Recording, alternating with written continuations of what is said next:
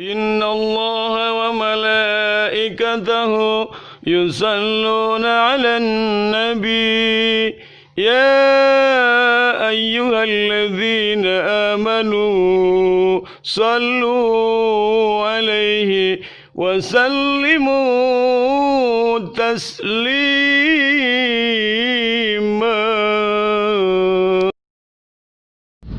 أعوذ بالله من الشيطان الرجيم. Bismillahirrahmanirrahim. Assalamualaikum warahmatullahi wabarakatuh. Alhamdulillahirabbil alamin. Alhamdulillahilladzi faddala bani adama bil ilmi wal amali ala jami'il alami.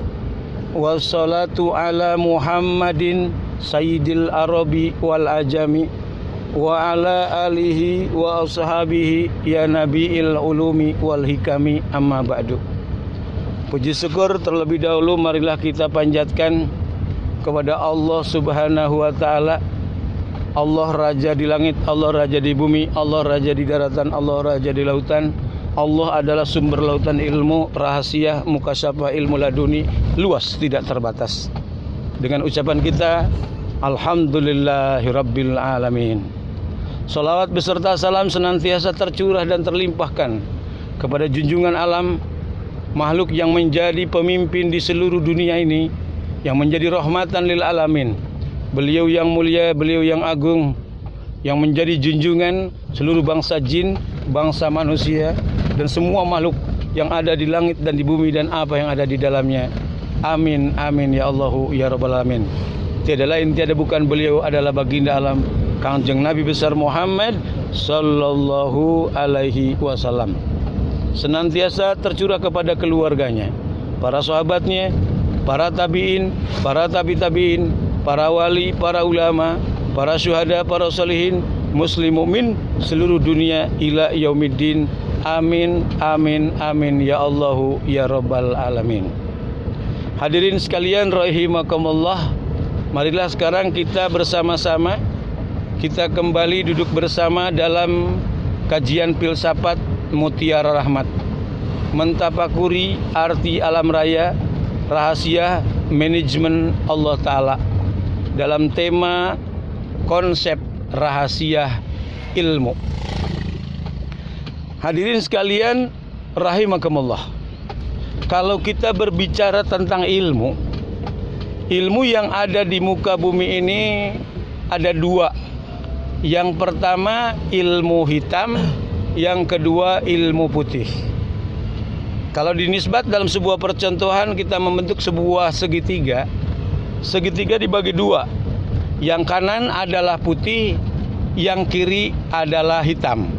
Jadi untuk mencapai puncak segitiga ini bisa ditempuh dengan cara ilmu hitam dan bisa ditempuh dengan cara ilmu putih. Untuk mencapai kesuksesan kehidupan kita, contohnya di muka bumi ini, orang melakukan solusi dengan dua cara.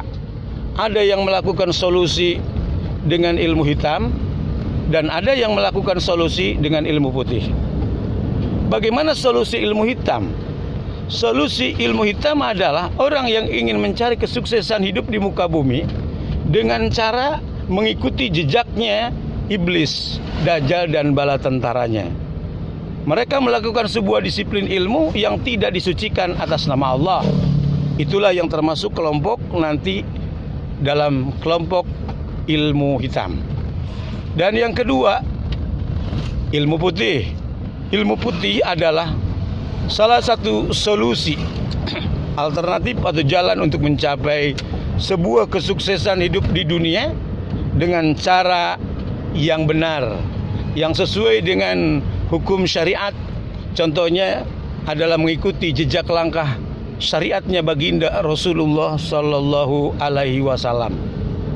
Maka orang-orang yang mengikuti tapak perjalanan baginda Rasulullah sallallahu alaihi wasallam, yang dilanjutkan oleh keluarganya juga para sahabatnya, yang dilanjutkan juga oleh para tabi'in, para tabi'in, yang dilanjutkan oleh generasi berikutnya, sampailah dengan generasinya para wali dan ulama. Contoh di Indonesia sampai dengan regenerasi Wali Songo, sampai dengan kepada ulama ulama, ajengan-ajengan abuya, para kiai berikutnya, sampailah kepada kita semua. Ini ilmu yang bersumber hakikat kepada Allah, syariat melalui ajaran baginda Rasulullah Sallallahu Alaihi Wasallam. Ini termasuk klasifikasi ilmu putih. Jadi secara konsep, definisi menurut konsep ilmu hitam adalah ilmu yang ditempuh, ilmu yang dicari, yang tidak disucikan atas nama Allah. Siapakah yang menjadi guru besar tertingginya? Adalah iblis, dajjal, jin, setan, dan bala tentaranya. Yang kedua, ilmu putih. Ilmu putih adalah ilmu yang ditempuh dengan cara yang benar, cara yang baik, dengan mengikuti jejak langkah baginda alam Kangjeng Nabi besar Muhammad Sallallahu Alaihi Wasallam. Sebagaimana baginda Rasulullah Sallallahu Alaihi Wasallam diutus oleh Allah ke muka bumi ini adalah untuk menjadi rahmatan lil alamin. Sebagaimana Allah berfirman dalam Al-Quran, wa ma arsalnaka illa rahmatan lil alamin, dan tidaklah kami mengutusmu wahai Muhammad kecuali agar menjadi rahmat bagi seluruh alam. Inilah rahasia ilmu putih yang bersumber dari hakikat Allah, yang bersumber syariat dari baginda Rasulullah Sallallahu Alaihi Wasallam. Seluruh lautan ilmu yang bersumber hakikat kepada Allah, yang bersumber dari syariat ajaran baginda Rasulullah dan dikembangkan oleh regenerasi berikutnya, ini dimaksud dalam konsep klasifikasi ilmu putih.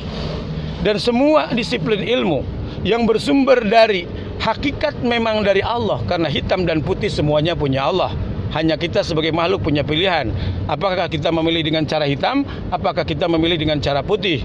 Karena hitam punya Allah, putih juga punya Allah. Kita sebagai makhluk harus bisa memilah dan memilih mana yang terbaik menurut kita.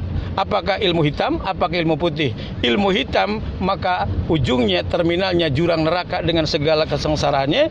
Ilmu putih maka ujungnya adalah surga dengan seluruh kenikmatannya. Silahkan kamu pilih mana yang kamu suka, itu terserah kepada keputusan dirimu sendiri. Karena sesungguhnya selanjutnya hak prerogatif, hak teristimewa ada pada dirimu sendiri. Nah, ilmu hitam ini adalah ilmu yang bersumber secara syariatnya, berupaya atau berusaha selanjutnya untuk mencapai kesuksesan yang berasal dari keilmuan-keilmuan yang tidak disucikan atas nama Allah. Contohnya adalah ilmu yang bersumber dari iblis, jin, setan, dan bala tentaranya. Keilmuan inilah yang dimaksudkan dengan ilmu hitam, karena ilmunya tidak disucikan atas nama Allah. Atau hadirin sekalian rahimakumullah, untuk mudah dipahami, maka ilmu dibagi dua. Satu, ada yang disebut dengan ilmu adat. Satu, ada yang disebut ilmu syariat. Ilmu adat identik dengan yang pertama, sumber pada umumnya ilmu hitam. Ilmu syariat adalah bersumber kepada ilmu putih atau bersumber dari Al-Quran dan sunnah baginda Rasulullah Sallallahu Alaihi Wasallam. Ilmu adat adalah ilmu yang dikembangkan oleh adat masing-masing. Di tiap-tiap negeri punya adat. Contoh, di Kalimantan punya adat, ada ilmu adat. Di Sulawesi punya adat, ada ilmu adat. Adat Sulawesi, di Jawa ada ilmu adat. Ada ilmu adat di Jawa, di Banten punya adat, ada ilmu-ilmu di Banten. Setiap negeri, setiap daerah punya adat sendiri-sendiri dan punya disiplin ilmu sendiri-sendiri yang bersumber dari perjalanan leluhur-leluhurnya, dari adatnya secara sendiri-sendiri atau masing-masing. Inilah yang disebut dengan konsep ilmu adat. Ilmu yang bersumber daripada peradaban adatnya masing-masing. Nah, selanjutnya datanglah yang kedua, ilmu syariat. Contoh, kita kembangkan pembicaraan ilmu syariat yang datang ke Indonesia. Para wali di masa lalu datang dari Jazirah Arab, datang dari Hadramaut ke Indonesia sebagai duta, sebagai utusan, dengan selanjutnya diberi nama, gelar, nama persaudaraan, nama organisasi, namanya Wali Songo. Nah, Wali Songo inilah dari Wali Songo angkatan 1, 2, 3, 4, 5, dan 6 dalam kaul yang disebutkan, dan yang paling utama sebagai imam mutlak yang paling utama dalam jelajah Wali Songo, Sunan Maulana Malik Ibrahim, Sunan Ampel, Sunan Giri, Sunan Bonang, Sunan Kudus, Sunan Muria, Sunan Kalijaga, Sunan Derajat, dan Sunan Gunung Jati, Mbah Syarif Hidayatul Cirebon sebagai Sultan Al-Aulia Indonesia. Nah, dari perjalanan waliullah ini, mereka datang ke Indonesia bertemu dengan adat masing-masing. Di Jawa ada adat Jawa, Contohnya pengembangan berikutnya di Sumatera ada adat Sumatera, di Sulawesi ada adat Sulawesi, di Kalimantan ada adat Kalimantan, di Kepulauan Maluku ada adat di Kepulauan Maluku yang dipecah lagi menjadi beberapa bagian pulau-pulau kecil, bahkan sampai Ambon, Halmahera dan seterusnya. Kemudian di Irian Jaya juga bertemu dengan adat Irian Jaya, bahkan ada berikutnya di Bali, Sumbawa, atau NTB, NTT dan seterusnya. Pengembangan ini selanjutnya dikembangkan oleh Wali Songo, di mana mereka berpegang kepada ilmu yang disebut namanya ilmu syariat. Ilmu yang bersumber dari Al-Quran, ilmu yang bersumber dari Rasulullah SAW, yang dikembangkan dalam sunnah-sunnahnya para sahabat, sunnah-sunnahnya para tabi'in, sunnah-sunnahnya para tabi'in, dan para wali ulama pengikut berikutnya. Sampailah dengan Wali Songo menyebarkan Islam di seluruh Indonesia, Pulau Jawa sebagai pusatnya, maka menyebabkan terjadilah benturan-benturan dengan ilmu adat yang ada di tanah negeri, terutama di wilayah Pulau Jawa sebagai pusat yang paling pertama. Bertemulah dengan adat Jawa, bertemulah dengan adat Banten dan seterusnya. Maka ilmu adat masing-masing kemudian setelah bertemu dengan ilmu syariat para wali, bahkan wali menyebarkan, mengemban risalah kehormatan Islam dengan cara budi pekerti, akhlak yang baik, dengan metode dakwah yang baik, maka akhirnya berhasillah Wali Songo merubah negeri ini menjadi negeri Islam. Yang dulunya Hindu Buddha berubah menjadi 99% menjadi Muslim. Kenapa? Karena Wali Songo dalam mengemban risalah dakwahnya penuh kebijakan, penuh dengan teori dan praktek yang sangat luhur, yang sangat luar biasa dalam budi pekerti dan akhlaknya, sehingga para sultan-sultan, para raja-raja terutama yang paling utama, mereka mengikuti karena keindahan dan kemuliaan budi pekerti dan akhlak dan keilmuannya, baik secara lahir maupun secara batin. Secara lahir akhlaknya, budi pekertinya, secara batin keilmuannya. Orang Jawa juga sakti, orang Banten juga sakti. Mereka punya kesaktian disebut dengan ilmu adat. Wali juga punya kesaktian dengan jalan ilmu syariat. Maka kesaktian ilmu adat semuanya tidak ada nilai dan artinya di hadapan para wali. Karena wali berpegang dengan ilmu putih atau ilmu syariat, sementara para orang-orang sakti, para resi atau orang-orang sakti yang ada di tanah Jawa dan Banten dan seterusnya, mereka berpegang dengan ilmu adat. Maka ilmu adat semuanya tumpul, tidak ada nilai dan artinya di hadapan ilmu syariat. Maka akhirnya mereka berduyun-duyun. Mereka tertarik karena budi pekerti dan akhlaknya para wali, dan mereka juga tertarik dengan keilmuan dan kesaktiannya para wali-wali, karena Jawa dan Banten juga dikembangkan dengan ilmu kesaktian, ilmu adat, di mana mereka mempunyai tabiat dan adat di dalam mencapai ilmu kesaktiannya. Tapi semuanya kalah dengan kekuatan dan kesaktian ilmu syariat, ilmunya para wali. Maka berbondong-bondonglah akhirnya di antara pemimpin-pemimpin mereka, di antara raja-raja, di antara mereka para pemimpin-pemimpin, para panglima, para bupati dan seterusnya, mereka akhirnya masuk Islam di bawah bimbingan para Wali Songo. Maka berubahlah selanjutnya wajah negeri ini, wajah Pulau Jawa ini menjadi wajah yang bersyariat Islam di bawah bimbingan para wali dengan ilmu syariat. Adapun selanjutnya ilmu adat, para wali bijak. Tidak semua ilmu adat itu adalah jelek dan jahat. Tidak semua ilmu adat itu adalah bertolak belakang dengan hukum syariat Islam. Maka ilmu adat yang bertolak belakang secara konsep ilmu lahir dan batin, maka jika bertolak belakang segera dibuang, dan segera dibuang dan tidak boleh dipelihara lagi, tidak boleh dia urus lagi, dia harus dibuang karena tidak sesuai dengan hukum syariat. Selama itu adalah benar dan syariatnya dan memang sesuai dengan hukum syariat Islam lalu disempurnakan, maka tetaplah berjalan. Yang penting kata kuncinya adalah tidak bertentangan dengan hukum hakikat yang sesungguhnya di dalam syariat Islam. Kejernihan, kecerdasan otaknya, dan juga kekeramatan para wali dalam mengemban risalah menyebabkan kesuksesan dalam risalah dakwah Islam di negeri Indonesia, sumber utama di Pulau Jawa. Maka selanjutnya berkembanglah pesantren, maka jadilah pesantren selanjutnya hasil didikan para wali, maka berkembanglah pesantren tersebut, akhirnya berkembang di seluruh pulau-pulau, di seluruh wilayah yakni Indonesia, seperti Sumatera, Kalimantan, Sulawesi, Kepulauan Maluku, Irian Jaya, Nusa Tenggara Barat, Nusa Tenggara Timur, dan seluruhnya, bahkan sampai menuju kepada bagian Asia Tenggara yang lainnya seperti Malaysia, Filipina dan seterusnya. Inilah salah satu perjalanan risalah dakwah dalam disiplin ilmu, yang dimana tadinya ada kita kelompokkan dalam klasifikasi ilmu. ada ilmu hitam, ada ilmu putih. Kesimpulan, ilmu hitam adalah ilmu yang bersumber dari iblis, dajjal dan bala tentaranya. Kesaktian yang dihasilkan yang tidak disucikan atas nama Allah. Seluruh kesaktian yang tidak disucikan atas nama Allah itu termasuk istidraj, dan itu termasuk sihir, dan itu termasuk keajaiban yang terjadi pada diri seseorang, ya, di mana itu ilmu tidak disucikan atas nama Allah. Seluruh kesaktian yang tidak disucikan atas nama Allah, maka tempat kembalinya adalah neraka dengan seluruh kesengsaraannya. Kesimpulan yang kedua, ilmu putih adalah ilmu yang dikembangkan, ilmu yang bersumber dari Allah, yakni bersumber daripada Al-Quran sebagai hudal linnasi wa bayyinati minal huda wal furqan, sebagai petunjuk bagi manusia, di mana Al-Quran sebagai petunjuk dan juga penjelas bagi penjelasan yang belum jelas, diperjelas oleh Allah dalam Al-Quran, dan akan menjadi Al-Furqan, menjadi pemisah mana benar, mana salah, mana hak, mana batil. Yang selanjutnya dikembangkan, disempurnakan dengan hadis baginda Rasulullah sallallahu alaihi wasallam, baik secara qauli maupun secara fi'li, ataupun selanjutnya adalah secara kesaksian Rasulullah sallallahu alaihi wasallam. Karena yang dimaksud sunnah itu adalah qauluhu wa fi'luhu wa takriruhu. Ucapan Rasulullah, perbuatan Rasulullah, dan kesaksian hidup Rasulullah, itu semua disebut sunnah. Jadi sunnah itu bukan berarti apa yang dilakukan oleh Rasulullah secara menyeluruh, tapi setiap yang dilakukan oleh Rasul juga dilakukan oleh sahabat, tapi tidak dilakukan oleh Rasul, itu juga termasuk sunnah. Contohnya, Utsman bin Affan puasa setiap hari tidak dilakukan oleh Rasulullah.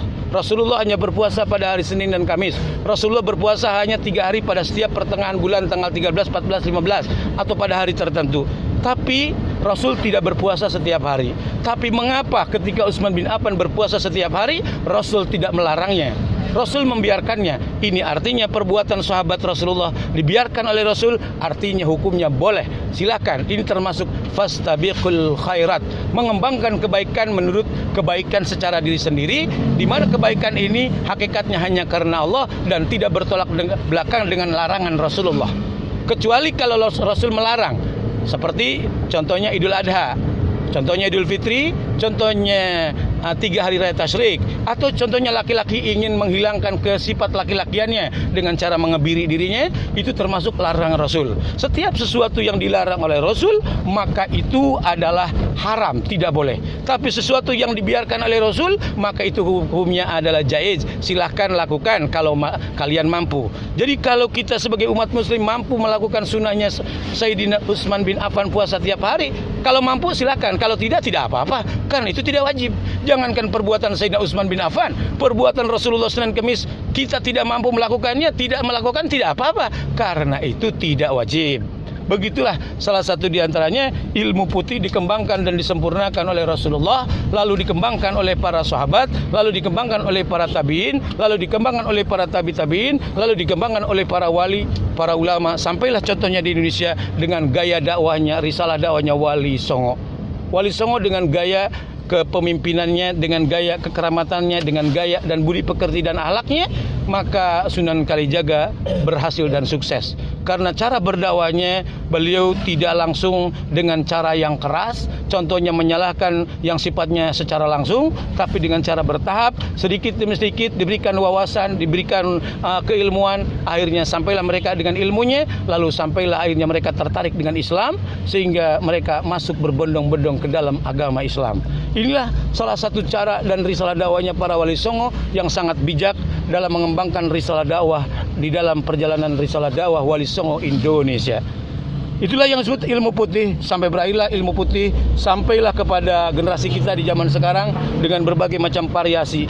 Ya, artinya bahwa ilmu hitam dan ilmu putih yang paling utama bisa jelas ini hitam, ini putih.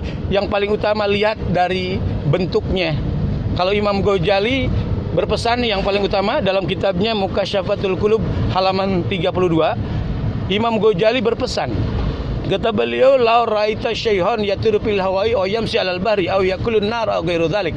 Kata Imamul Ghazali dalam kitabnya Mukasyafatul Qulub halaman 32 pada baris yang ke-16, di situ beliau menyatakan, kata beliau, seandainya kamu melihat ada seorang bergaya guru besar, dia mempunyai keilmuan yang tinggi, contohnya dia bisa berterbang di udara, dia bisa berjalan di atas air, dia juga bisa makan bara api dan kesaktian lainnya. Intinya dia melakukan keanehan, kesaktian yang sangat ya kita semua takjub melihat keanehannya.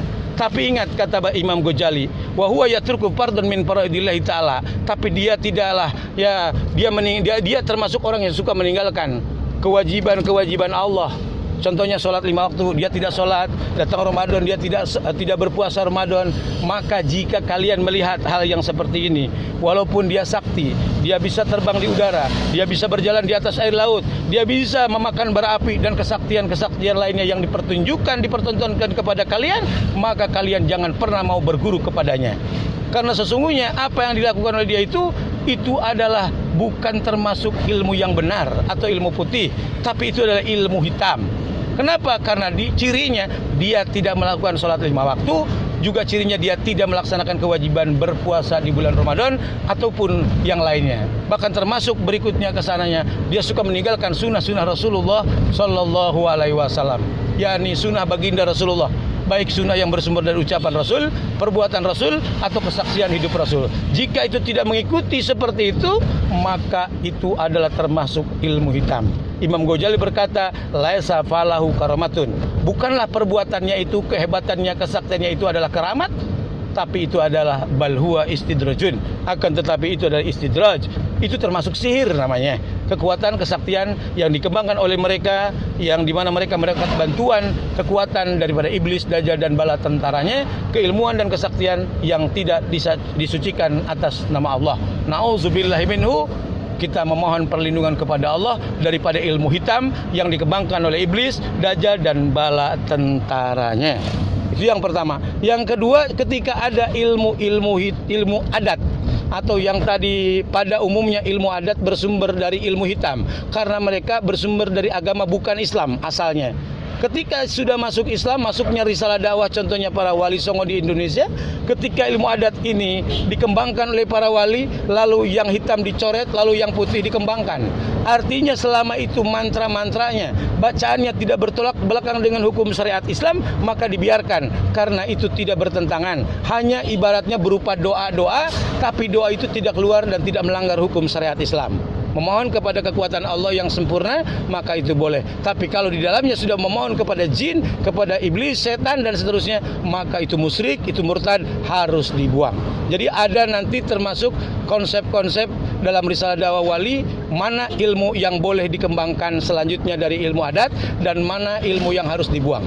Cuman berhati-hatilah dengan ilmu adat, karena sesungguhnya ilmu adat kecenderungan kepada murtad, kecenderungan kepada musyrik, apalagi yang menyangkut kepada benda-benda yang dituahkan, benda-benda yang digaibkan. Kalau kita kurang ilmunya, maka kecenderungan kita menjadi orang murtad, menjadi orang musyrik. Dengan banyak kita contohnya, misalnya punya benda-benda bertuah, keris, batu dan lain sebagainya. Kalau batu-batu itu disimpan, kita muliakan, kita agungkan, kita mandikan malam Senin atau malam Sabtu dan seterusnya. Sementara syariat Islam yang sesungguhnya, kita harus memakmurkan masjid, sholat harus di masjid, sholat dohor di masjid, asar di masjid, maghrib di masjid, isya di masjid, subuh di masjid. Itu tidak kita lakukan. Tapi ketika kita disiplin dalam memandikan itu benda-benda, kita disiplin, tapi kita tidak ke masjid, kita tidak masuk dalam hayatul jamaah, maka ini kecenderungan kita akan menjadi orang-orang yang dijebak oleh iblis, dajjal dan bala tentaranya.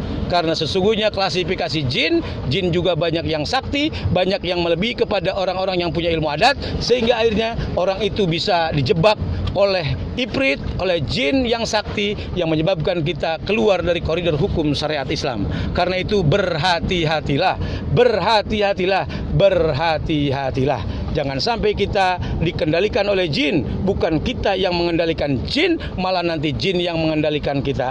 Ini yang harus kita waspadai, ini yang harus kita bersikap hati-hati. Kalaulah Nabi Sulaiman bisa mengendalikan jin, kalaulah Syekh Abdul Qadir Jailani bisa mengendalikan jin, kalaulah contohnya para wali songo bisa mengendalikan jin, maka bagi mereka tidak ada apa-apa, tidak ada halangan untuk mereka untuk menaklukkan mereka semua. Tapi ketika adanya pada diri seorang yang masih awam, orang yang hanya baru belajar, bukannya dia menaklukkan jin, malah akhirnya dia yang tunduk takluk kepada jin. Akhirnya dia menjadi penyembah jin, akhirnya dia terjebak, dia tertipu, akhirnya dia menjadi orang yang rugi. Sementara syariat yang sesungguhnya, masjid harus diisi. Siapa sholat 2 rakaat di dalam masjid itu lebih hebat daripada sholat 40 tahun di rumahnya sendiri. Walaupun dia pintar, walaupun dia cerdas, walaupun dia ahli fikih, walaupun dia hebat ibadahnya sampai keningnya hitam karena banyak sujud kepada Allah, tapi secara padilah, secara pahala syariat baginda Rasulullah, orang tersebut kalah oleh seorang yang bodoh. Orang yang bodoh dia ikut masuk masjid, dia ikut berjamaah, dia tabi kepada seorang imam. Artinya bahwa orang yang bodoh akan dihormati, dihargai jika dia masuk ke dalam masjid. Apalagi orang pintar, orang cerdas, lalu dia masuk ke dalam masjid, lalu dia mamurkan masjid.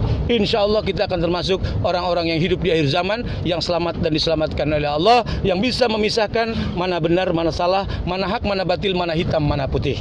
Artinya disinilah kita sudah bisa menilai manakah yang termasuk secara hakikat ilmu putih, manakah yang secara hakikat ilmu hitam. Lalu yang kedua, manakah secara majazi itu adalah ilmu hitam, manakah secara majazi itu adalah ilmu putih. Kita bisa mengembangkan konsep berikutnya dengan konsep yang tadi. Jika hakikat ilmu hitam sumbernya iblis, jika hakikat ilmu putih sumbernya Allah dari Al-Quran dan baginda Rasulullah Sallallahu Alaihi Wasallam. Secara majazinya ilmu hitam itu adalah selanjutnya adalah dikembangkan dengan cara-cara yang jelek, dicari dengan cara yang jelek, dan selanjutnya melakukan pola-pola kehidupan dengan cara jelek. Itu termasuk hitam. Bahkan walaupun dia menggunakan misalnya Al-Quran, ketika niatnya jadi jelek, misalnya diniatkan dalam sebuah kejahatan, tetap itu yang putih jadi jelek, yang putih bisa jadi hitam. Itulah artinya berangkat dari hadis Rasul, innamal a'malu binniyat. Sesungguhnya sah dan tidaknya, bagus dan jeleknya segala sesuatu tergantung kepada niat. Jika niatnya baik, maka baiklah hasilnya. Jika niatnya jahat, maka jahat pula hasilnya. Itu secara majazinya. Termasuk ilmu putih. Setiap ilmu putih adalah hakikat yang paling utama bersumber kepada Al-Quran, bersumber kepada baginda Rasulullah Sallallahu Alaihi Wasallam. Dan yang kedua secara majazi, jangankan ilmu putih yang bersumber dari Al-Quran, walaupun ilmu adat, jika memang ilmu adat itu baik, tidak bertentangan dengan hukum syariat, bahkan itu termasuk hal-hal yang membawa kebaikan, kemaslahatan, lalu tetap dibaca dan diamalkan, maka itu menjadi putih. Jadi artinya disinilah kita harus bisa memahami filosofi kehidupan. Termasuk di dalamnya misalnya ada seorang wali ahli torikoh mengajarkan misalnya dalam puasa jangan terlalu banyak makan yang bernyawa. Itu sebetulnya hanya filosofi saja. Itu sebetulnya hanya filsafat saja. Agar santri-santrinya tidak terlalu banyak mementingkan hawa nafsunya. Sehingga dia tidak makan yang bernyawa. Cukup makan misalnya dengan tempe atau dengan tahu atau dengan yang lain yang tidak bernyawa. Artinya supaya dia tidak termasuk orang serakah, orang yang selalu memakan, yang ada nafsunya, yang ada jiwanya, yang ada nyawanya, sehingga dia jadi pembunuh. Jadi artinya dia lebih kecenderungan kepada orang yang adil dan bijak, kepada orang yang selalu menghargai, jangankan sesama manusia, sesama makhluk saja dia sampai masih bisa menghargai dan menghormati. Allahu Akbar walillahilham. Ini termasuk pancaran ilmu kesempurnaan lanjutan yang diajarkan dalam ilmu Thariqatul Aulia, ilmu tasawuf, ilmu tarekat, yang termasuk tadi bukan bersumber langsung artinya dari perbuatan Rasulullah, tapi perbuatan yang dikembangkan oleh orang-orang yang paham kepada siapa Rasulullah dan apa hakikat ajaran Rasulullah yang paling utama. Itu sebagai pancarannya saja atau aksesorisnya saja.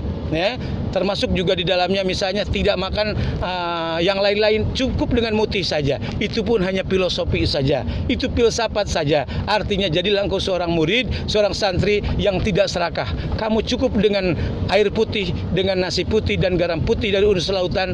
Kamu tetap sadar, kamu tetap ikhlas menerima kepada anugerah rezeki dari Allah. Kamu tidak akan jadi orang serakah. Kecil-kecilan kau ada di pesantren, kalau kau mutih, maka ketika ada rezeki ikan, kamu tidak makan, kamu akan sisihkan ikan itu untuk teman yang lain yang boleh, yang masih makan ikan. Artinya kalian dididik, digembleng untuk menjadi orang yang baik, orang yang dermawan, orang yang mementingkan kepentingan orang lain, ketimbang daripada perut dirinya sendiri. Ini hanya filosofi saja, tidak berarti sebuah merupakan perjalanan wajib, tidak, termasuk sunnah perbuatan Rasul secara langsung juga tidak, tapi ini sunnahnya para wali-wali, para ahli thariqah. Di mana kalau dilakukan kita ikhlas karena Allah, maka semuanya akan kembali kepada ridho Allah dan ridho Rasulullah Sallallahu Alaihi Wasallam.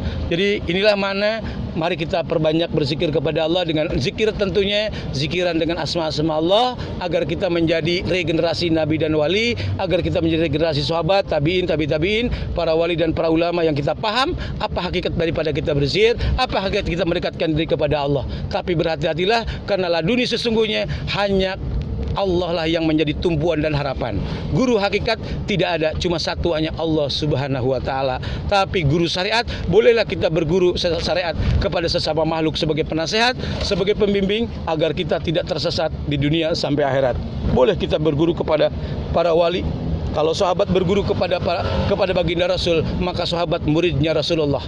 Kalau tabi'in berguru kepada sahabat, maka tabi'in adalah muridnya sahabat. Kalaulah tabi'in belajar kepada tabi'in, maka tabi'in adalah muridnya para tabi'in. Dan sampailah kepada kita, kita bukan murid Rasulullah, kita bukan murid sahabat, kita bukan murid tabi'in, kita bukan muridnya tabi'in, kita adalah muridnya dari para ulama yang hidup bersama kita dan yang merujuk kepada kitab-kitab wali ulama di masa lalu. Contohnya para ajengan, para kiai merujuk kepada kitab wali ulama yang merupakan titipan terhormat mutiara yang mahal.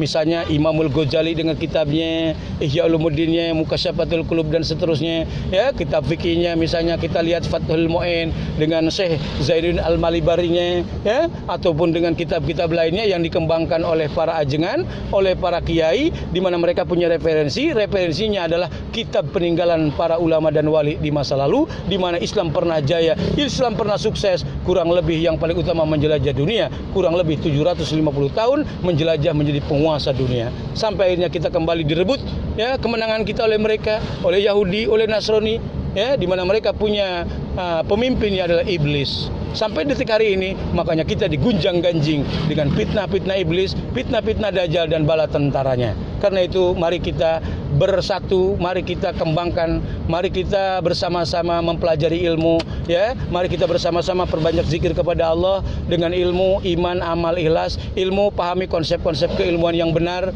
Iman, cermati di dalam hati. Amal, buktikan dengan bukti. Contohnya berzikirlah dengan hati yang ikhlas, berpuasalah dengan hati yang ikhlas, kemudian infak sedekahlah dengan hati yang ikhlas. Perbuatan ini akan menyebabkan kita menjadi orang-orang mulia dan dimuliakan, menjadi orang-orang yang dihormat dan terhormat. Insya Allah, Allah akan menjadikan kita regenerasi ulama dan wali di akhir zaman. Kalaulah kita bisa menjadi regenerasi ulama dan wali di akhir zaman, sesungguhnya inilah makom kita yang sangat istimewa yang hidup di akhir zaman. Jangan lupa kita selalu berdoa dengan Rabbana atina fid dunya hasanah wa fil akhirati hasanah wa qina azabannar. Karena itu dalam Hijib Nurillahi di situ ada doa Rabbana atina fid dunya hasanah wa fil akhirati hasanah wa qina azabannar.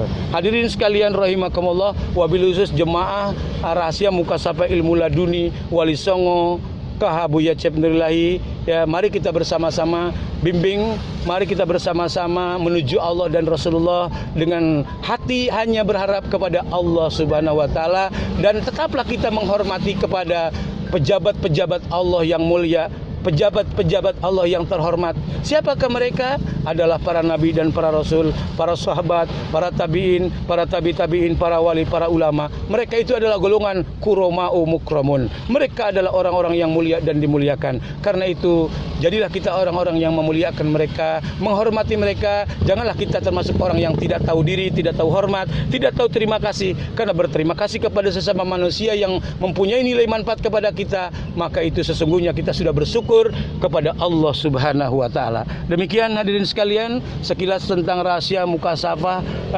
tentang ilmu, bagaimana konsep rahasia ilmu.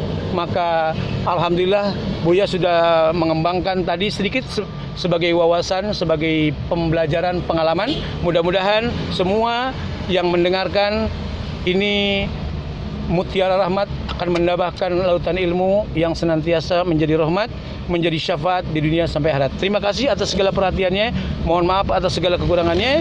Assalamualaikum warahmatullahi wabarakatuh.